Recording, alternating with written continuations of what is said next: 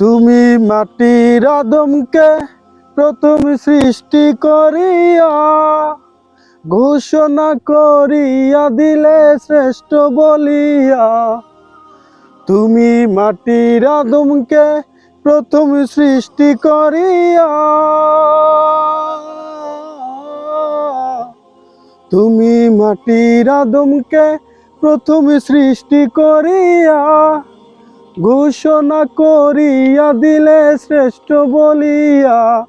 তাই নূরের ফেরেশতা করে আদমকে সেজদা, সবার চেয়ে দিলে মাটির মানুষকে সম্মান। আল্লাহু আল্লাহু তুমি জানলে জালালো, শেষ করা তো যায় না গে তোমার গুণগান। আল্লাহু আল্লাহু।